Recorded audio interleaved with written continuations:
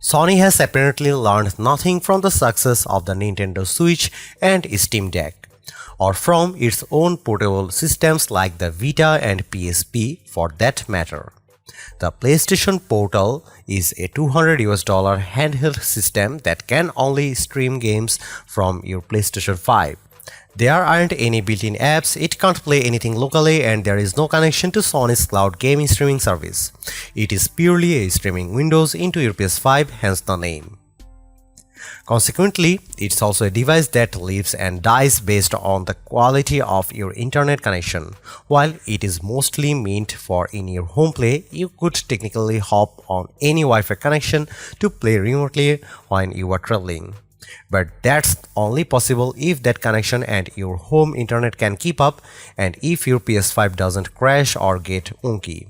If anything along that chain falls, you are left with an ugly $200 doorstep. To create the Portal, Sony basically cut a DualSense gamepad in half and put an 8-inch touchscreen between the two parts. The grips and general layout are unmistakably those of the PS5 controller. It has the same white on black look, transparent face buttons and direction pad, and black analog sticks. The options and share buttons are where you expect them to be, though the PlayStation and mic mute buttons are transplanted from the controller's center to the inside edges of the left and right halves respectively. The DualSense gamepad's many features are here, including motion controls, immersive haptic feedback, and triggers with adaptive resistance. There is no clickable touchpad, but the touch screen serves the same purpose. At least it should in theory. The controls predictably feel great because the Portal basically repurposes the hardware from an already fantastic controller. The Portal's top holds two speaker holes, along with thin, flat buttons for power, syncing, and volume up or down. The screen's bottom edge houses a microphone hole, while the back has a 3.5mm headset jack and a USB-C port for charging. The Portal's screen is an 8-inch 1080p LCD with a 60Hz refresh rate. On paper, it isn't impressive. Compared with the OLED Switch, the Razer Edge, and many current phones, it's even less impressive. The screen works as intended, but the 1080p resolution looks fuzzier than most modern mobile devices. The effect is exacerbated by the fact that you use the Portal to navigate the PS5's menu system, which is designed for both a higher resolution and for much larger TV screens. In fact, the OLED Switch looks a bit better at 720p because its interface and biggest games are made with both TV and handheld use in mind. Resolution isn't as big an issue as the fact that the Portal uses a pretty basic LCD.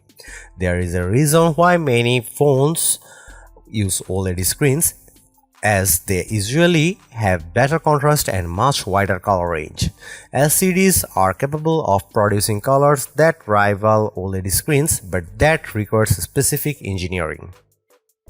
The OLED Switch, my 3-year-old iPhone 12, and my Hisense U8H TV display far more vivid pictures than the Portal. This is especially noticeable in Marvel's Spider-Man 2, where the red of the costumes really pops on my TV but looks dull on the Portal's touch screen. The most baffling aspect of the Portal is its fundamental limitation. After it was announced, rumors circulated that the Portal was an Android-based device, which led to speculation that besides running the PS5 Remote Play app, it could run other software. No one was expecting the Portal to be a full-fledged gaming handheld like the PlayStation Portable and PlayStation Vita, but many expected to use case beyond simply streaming games from PS5. If the Portal uses Android, it's buried under a single-purpose interface. The device's simple menu system walks you through connecting it to your home network, logging into your PlayStation account, and then pairing it with your PS5. Once that's done, you are presented with just one activity on the Portal: stream from your PS5. It lacks apps. There is no PSN client for gaming streaming. The only other thing the Portal can do is remotely turn on your PS5. This is something any relatively recent Android phone or iPhone can do and do quite well with a clip-on controller like Blackbone One. The Remote Play app is also available on Windows and Mac, and PCs can also use PSN Cloud Gaming. Besides Remote Play, the settings menu is the only other accessible area. It is obviously required in case you need to adjust network settings or update the portal's firmware. However, the menu has one confusing aspect: airplane mode. Considering the portal serves only as a terminal for another networked device and can't run any software on its own, it's unclear why this option exists. Seriously, I turned the airplane mode on as a test and it effectively rendered the portal inoperable.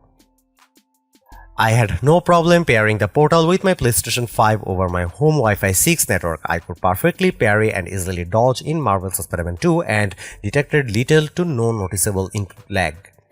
Video and audio also remained synced to the action, even if the pictures sometimes got fuzzy by prioritizing minimizing latency over graphical fidelity. The only strange hiccup I found was the touchpad functionality, which is mapped to two DualSense touchpad-sized rectangles that appear when you tap the touchscreen while playing a game.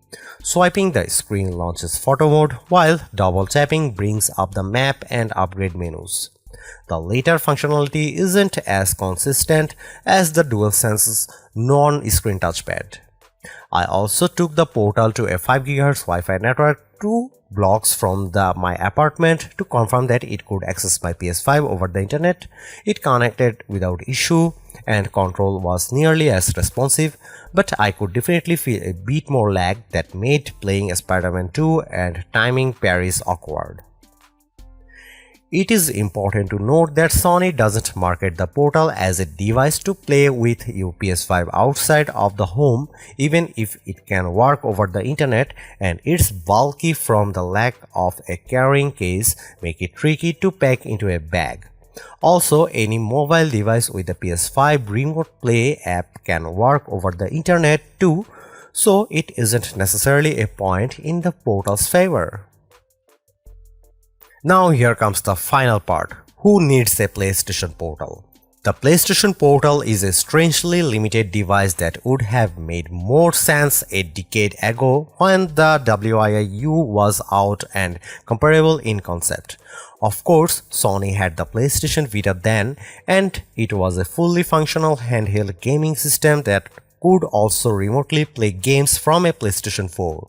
And now you can remotely play PS5 games using nearly any phone with a controller that costs half as much.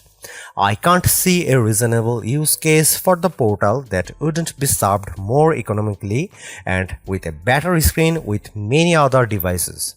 Ultimately, the portal is just a screen sandwiched between a controller, and for $200 it should be more than that.